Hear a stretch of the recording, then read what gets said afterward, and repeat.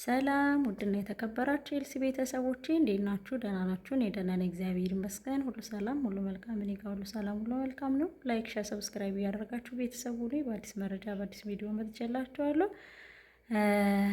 በላይክ እንጀምረው ጋይስ ቤተሰቦች። ወደ ቪዲዮ። ውበት ፈተና ነው። እግዚአብሔር ውበት ፈተና ነው። በቃ ማለት ውበት ፈተና። በተለይ ለኔ ቁንጅናዬ ምንም ነው ያልጠቀመኝ። በቃ ምንም ጠላት ብቻ ማለት ጠላት ነው ያፈራ። አልፈምስ ያለች ነፍስ አልፈምስ ያለች ነፍስ ከሞት ጠራ ሞት ትጠራ ሞታለች። ጉድ እኮ ነው። የምሬን ነው። እጅልኝ ማለት ነው። የዘው ባልቀምጣለኝ ባይዘውይና በቃ አልፈምስ ያለች ነፍስ በመከራ ተጠራ ሞተች። በቃ ጌታ ምስክሬ ረብስ መሙ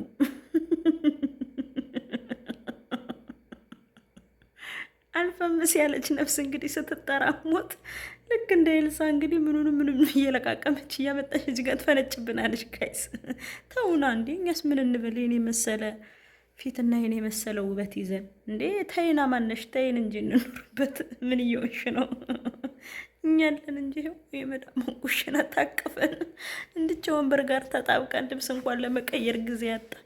ተይና ተይን እንዴ! ምን አረግን? ተይን ውዴ ተይን አንዴ ምን አረግነሽ? እንዴ ልጅ የተቆራመድን እየኖረን ከመዳን ቤት አንቺ ውበቴ ማመን አፈርነና ወደ አፈር ትመለሳለህ። አፈርነና ወደ አፈር ትመለሳለህ። እናትዬ ካፈርና ጭቃ መፈጠርሽን ረሳሽ እኮ ጋይስ። ኧረ ተይ ግን ተይ፣ ግድ የለሽም ፈጣሪ ፍሪ። ጠልቶብሻል። ምን መሰልሽ? ፊትሽ ጠቆረ፣ ጸጉርሽ ተንጨባረ። ጸጉርሽ እንደዚህ አጭር ነው እንዴ? ፊትሽ እንዲህ ጥቁር ነው እንዴ? እጅሽ እንደዚህ ጠማማ ነው እንዴ? ወሬቨር ብቻ አላቅም ብለህ ያየኸውን ነገር ዳይሬክት ላይ አይነገርም። እኔ ብትለኝ ምንም አይመስለኝም። ለሷ ግን ይላል አንተ ፊት እንዲህ ጥቁር ነው እንዴ? ጠቆርኩ እንዴ ምናምን ነው የምለው። ተባብለንም እናውቃለን ከጓደኞች ጋር። ምንም አይመስለኝ። ለሴት እንደዛ አለ እንቷላለም። እያንዳንዱን ነገር የምታየው ልክ ወንዶች ቫልዩአችን ሲነካ ከመፈለግና ካለመፈለግ ጋር እንደምናየው ገንዘብ አለመኖር ለምሳሌ ስለ ገንዘብ ከተወራ አትወደኝ ወይ ገንዘብ ትወዳለች እንደምንለው ወደዛ እንደሚወስደን እነሱም ከውበት ጋር የተያያዙ ኔጌቲቭ አስተያየቶችን ሰጥ አብዞርቭ የሚያደርጉት ከአንተ አትራክሽን ጋር ከኔ የተሻለች አይቷል ማለት ነው። ኦር ደግሞ በቃ እኔ ብቁ አይደለሁም ማለት ነው። ከኔ የተሻለች ቀላ ያለች ሴት ነበር የሚፈልገው ማለት ነው። እነዚህ አይነት ጣጣዎች ያመጣብሃል አንተ ሳታስበው የምትናገረው። እነዚህም ዳይሬክት ላይ አይነገሩም ወይ ፊት ለፊት አይነገሩም። በጣም ሆነን ለመናገር ብዙ ጊዜ ወንዶች ብቻ ሳይሆኑ በነገራችን ላይ ሴቶች አሉ። እኔ አሁን እዚህ ልጅ እኔ ግን ጓደኞች እስኪ አንድ ነገር ልንገራችሁ ወይም ደግሞ ላስረዳችሁ። የሆነ ሰው ጋር እየሄዳችሁ ወይም ደግሞ የሆነ ሰው አብሯችሁ ኑሮ ይቺ ጓደኛዬ ናት፣ ይቺ ለእኔ ጥሩ ሰው ናት ብላችሁ እዛ ሰው ልታስተዋውቁ ወስዳችሁ ማለት ነው። እዛ ሰው ፊት ጠቁረሻል፣ እንደዚህ ምን ሆነሽ ነው እንደዚህ ሆንሽው ብሎ ወይም ደግሞ እዛ ሰው ፊት የማይባል ነገር እንዴት ነው ከዛ ሰው ፊት ያለ እንዴት ነው መባል የማትፈልጉት ነገር እንደዚህ ባል ብላችሁ የምትፈልጉ ይህ የሆነ በቃ የማይጠበቅ ነገር ሰው ይላችኋል። በነገራችን ላይ እኔ ንግግር አልችልም ነው የምሬን ነው። አንድ ጊዜ ምን ገጠመኝ መሰላችሁ? ጎንደር ነውና የሆነ ሰው ጋር እያወራን ያ ሰው ለስራ ነው የሚፈልገኝ ማለት ነው። ስራ የሆነ በጣም ስራ ፈልግ ነበርና በዛ ሰዓት ለስራ ነው የሚፈልገኝና ነይ እስኪ እዚህ ቦታ በሎ ይቀጥረኛል ማለት ነውና የሆነች ልጅ ነበረችና በጣም ነበር መወዳትና እንሂድ እስኪ የሆነ ሰው እንትን ብሎኛልና ከዛ ስራ አለ እዛ ስራ ለመፈለግ ሂጄ ልሄድ ነውና ነይ እስኪ እናወራው ምናምን ብዬ ይዣት ሄድኩ። ከዛ ሂጄ በጊዜው በጣም ከፍቶኛል። ኢንስፔክት ምንድነው ይባል ራሴን ጠብቄ ምናምን አይደለም የሄድኩት። ኦልሬዲ እሱም ለዛ አይደለም እንትን ያለው።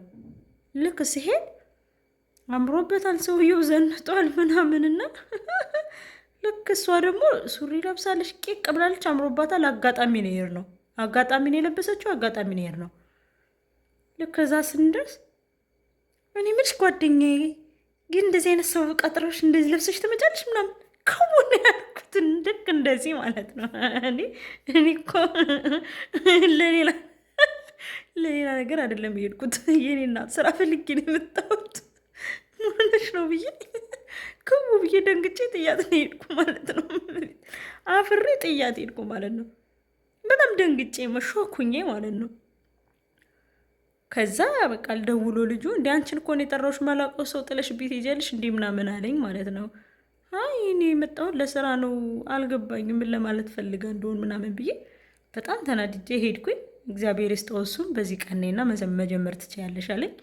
እግዚአብሔር ይመስገን ጀመርኩና እንደዚህ አይነት ሰዎች አሉ ልክ ወንድሜ እንዳለው እና የሆነ ነገር ስትሆኝ የበለጥሻቸው የሚመስላቸው ሰዎች እነዛ ሰው ፊት የሚያሳጡሽ የሆነ ሞራልሽን ለመንካት ምናምን የሚፈልጉ ሰዎች አሉና ከእንደነዚህ አይነት አስመሳይ ጓደኛ ከእንደነዚህ አይነት ወዳጅ መስለው ከሚቀርቡ ጓደኛ እግዚአብሔር ይጠብቃል።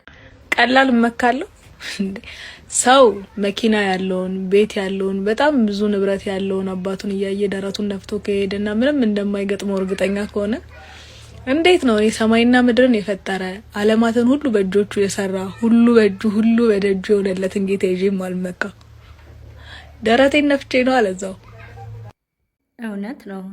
ሰው በአምላኩ ነው መመካት ያለበት እንጂ በገንዘብ ወይ ደግሞ በንብረት በቁሳቁስ ነገር ምናምን አይደለም። የሰው ልጅ መመራት ያለበት ወይም ደግሞ መመካት ያለበት ሰማይና ምድርን በዘረጋ በልዑል እግዚአብሔር ነው የሰው ልጅ መመካት ያለበት፣ በቅድስት ድንግል ማርያም አማላጅነት ማለት ነው። እና የምሯን ነው እቺ ልጅ አንዳንድ ጊዜ የምታስተላልፋቸው መልእክቶች በጣም ነው መከታተላት ሆነ ለመናገር እና የምታስተላልፋቸው መልእክቶች በጣም ልቤን ይነኩኛል። እኔ እንዳንድ ሰው ጓደኛ እንደሌለኝ ሰው እኔ ብቸኛ እንደመሆን መጠን እኔ በዚህ ደረጃ የምናፍቀው የልቤ ጓደኛ ምናምን ብዬ የማስበው ጓደኛ የለኝም እስካሁን። ያው ካገኘሁት ጋር ከመሳቅ ከመጫወት ውጭ ግን ይቺ ልጅ የምታስተምራቸው ትምህርቶችና የሆነና ስታይሏ ምናምን በጣም ይመቸኛል። ምክንያቱም ብቸኛ ናት። ከማንም ጋር ቲክቶክ ስትሰራ ላያትም፣ ከማንም ጋር ስታወራ ላያትም ምናምን ግን የምታስተላልፈው መልእክቶች በራስ መተማመንና ኮንፊደንስን እንዲጨምር ያደርጋልና ትማሩበታላችሁ ብዬ ነው። እውነቷን ነው። ደግሞ እውነት ለመናገር የሰው ልጅ መመካት ያለበት በእግዚአብሔር ነው፣ በሰው አይደለም።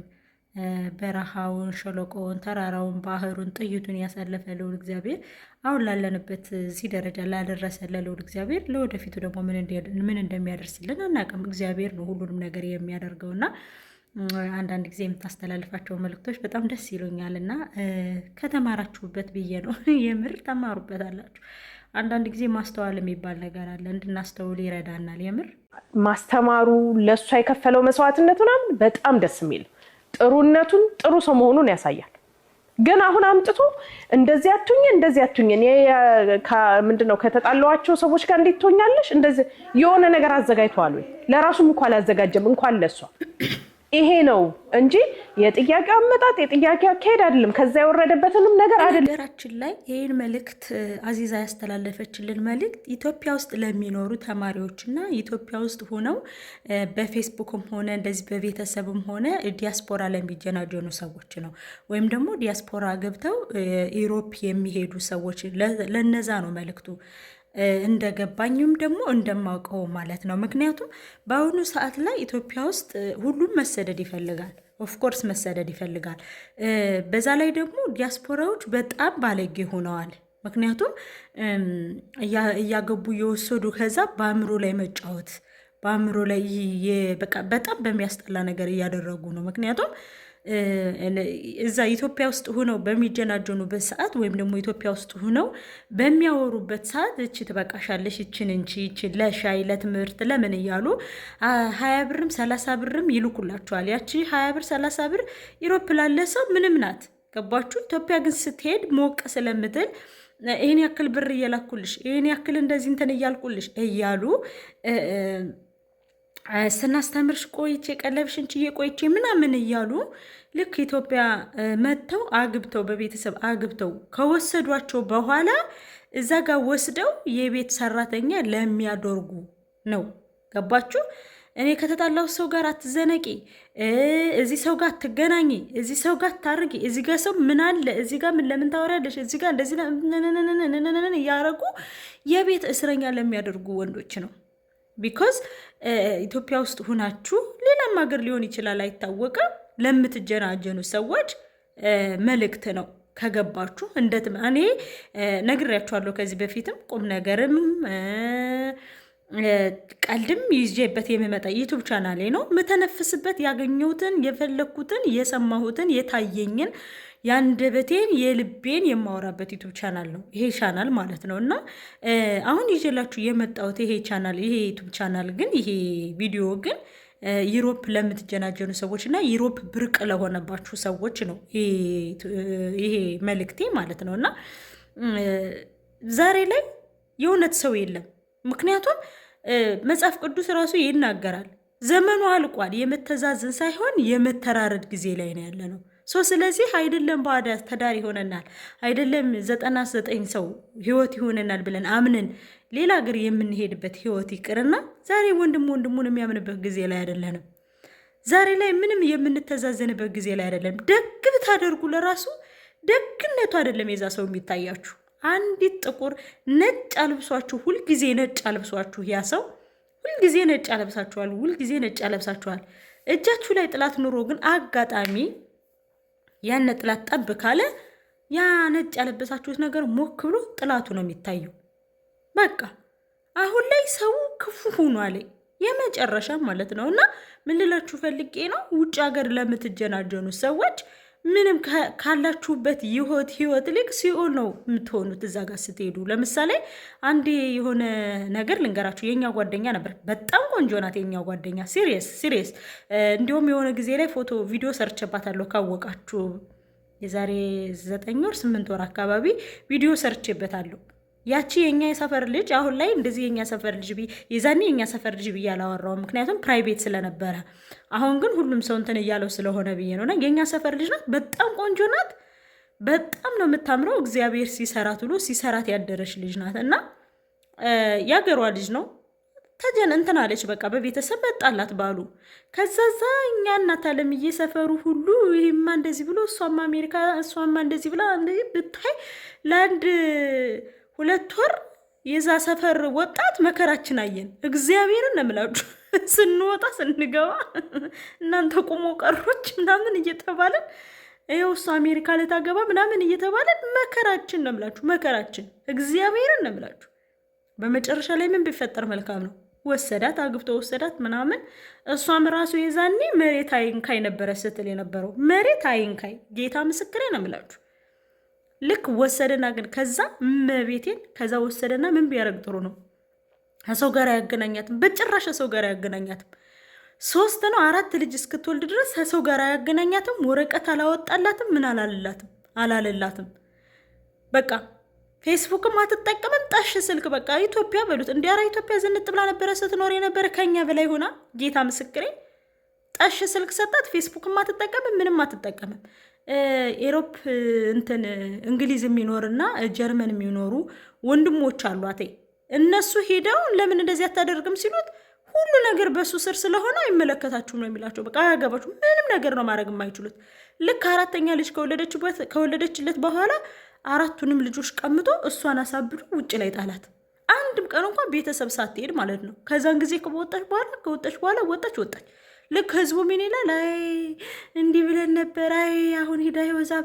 በጣም ነው የምታሳዝን። ጌታ እንደምላችሁ በጣም ቆይ፣ እንደውም አሁን ፎቶዋን እንዲሆን ላስገባላችሁ እችላለሁ። ጌታ ምስክሬ ነው። በጣም ነው የምታሳዝነው። እና እንደዚህ መሆን ስላለ ብታስተውሉ፣ ዩሮፕ ጀርመን ምናምን ስለተባለ ብቻ መልካም ወንድ መስሏችሁ እየሄዳችሁ የምትዘፈቁበት ነገር ብታቆሙ ለራሳችሁ ነው። ይሄ ምክር ከገባችሁ ማለት ነው። እና ላይክ፣ ሼር፣ ሰብስክራይብ አድርጎ በጣም የሚያሳዝንና የሚገርም ጊዜ ላይ ደርሰናል።